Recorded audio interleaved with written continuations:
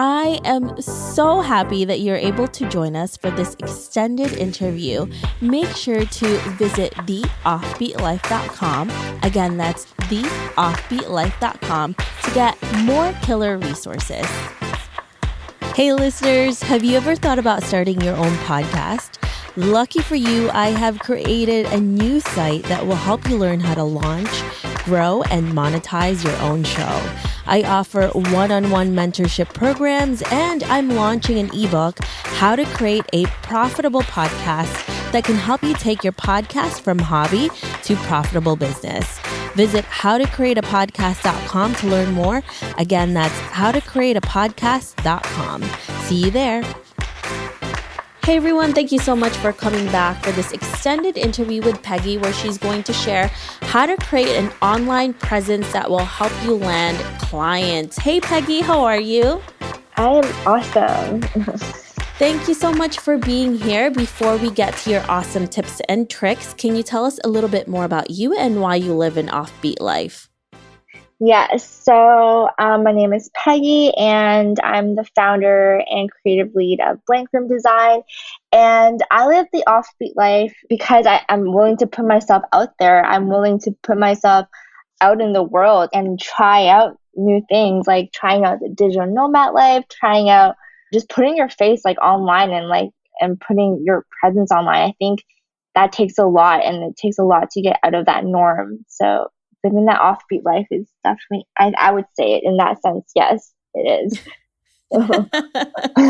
And Peggy is also the brainchild of Blank Room, her agency, who created this incredible book where she included me and 19 other women to write all of our tips and tricks on how to brand effectively. Can you tell us a little bit more about that awesome book that you created? Yeah, so the book with 20 women, 20 awesome women actually, they all gave like their condensed advice, tips, and their stories in the book to help other entrepreneurs kickstart, or to also help like experienced folks kind of figure out their next move. So it's definitely a bit of everything to help people in whatever journey they're at in their, entrepreneur or like business world. And yeah, I have Debbie in the book, and that was so cool to have. And yeah, a lot of the women in the book they're just so incredible. Their stories are awesome. Their tips are awesome. Everyone's about, walking that talk. Everyone's just not just, giving tips up there. They're actually doing it. So to have it come from people who are actually doing it, that it's good because they can tell you their lessons and what they learned. I think that is like the best part of the book. Yeah. And I also loved it because I learned so much from the women that were in that book as well. And I admire so many of them even before that book was written. So it was really exciting. Yeah. So now, Peggy, let's look into the importance of creating an online presence. Why is this so important when you're finding clients and when you have a business? It's definitely very important to have an online presence, especially because if your business is solely online, you have to make sure that people, see from, online that you're like legit and that you're like cleaned up and that you know what you're doing and you know what you're saying.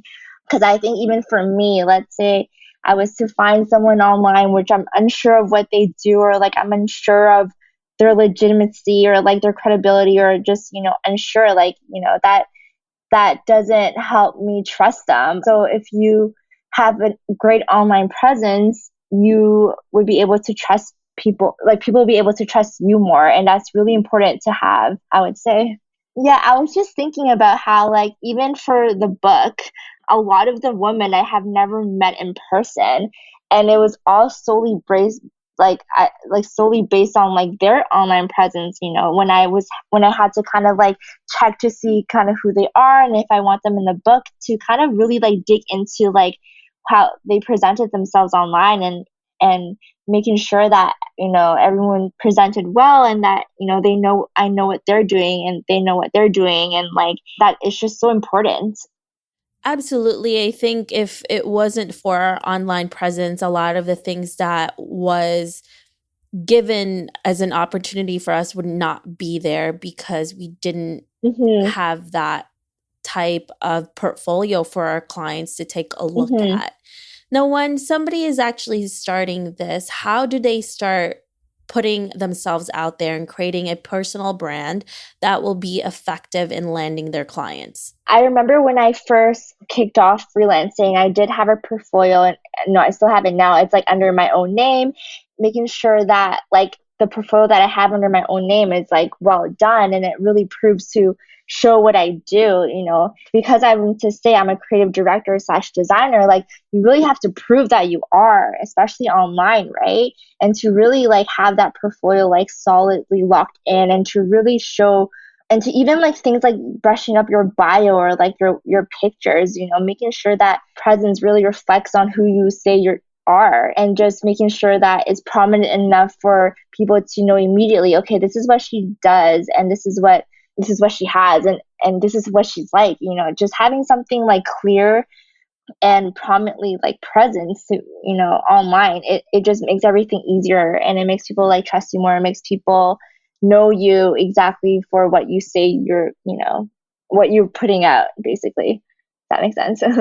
It definitely is your resume when you want to land those clients, because even if, for example, if you're brand new at this and you don't have a client yet, but you have an online presence on social media or you have this great website, people will look at that and say, well, if they can do this well for their own personal brand, I'm sure they can do this for me as well. So that is a really great thing to have. Exactly.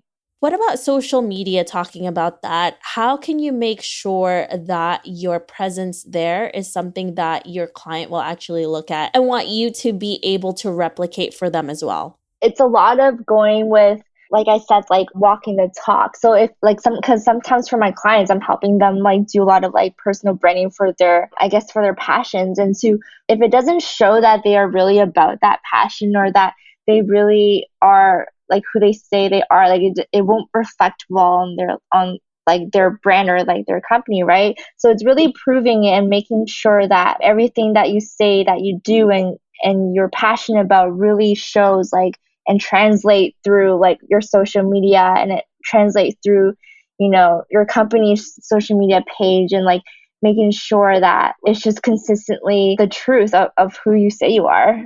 And just, yeah, even things like cleaning up your social media page is like helpful, because perception is reality, so you really have to show that, yeah, you are who you say you are, basically.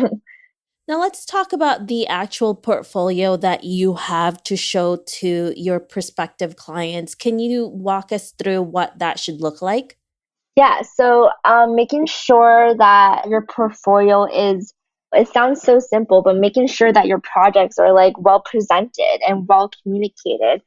And what it will look like is that, like, for example, for me on my personal like website, for projects that I worked on, I made sure that it's presented and communicated well. Like saying that I am a creative director and designer, I need to prove that I am. It needs to be good, and it needs to be cleaned up. It needs to be good. It needs to be presented well, because you really have to own like your title. By doing so, you have to make sure your portfolio is done well, because like people, that's what people are looking for. People want to see that your portfolio is done well, so that you can also do it for them too. And so, yeah, cleaning that up and putting a lot of effort into your website, either your company website or your like personal brand website, just really making sure that like it shows the good work that you can put forward, and to really show that your title is like the truth, or that you can back up your title, basically.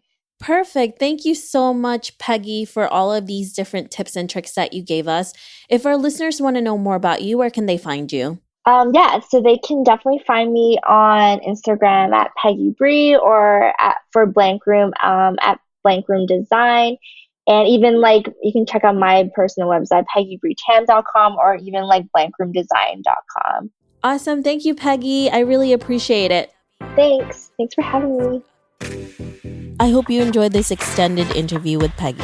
Make sure to visit theoffbeatlife.com. Again, that's theoffbeatlife.com to get the full interview where she shares how she was able to start a successful remote brand design agency.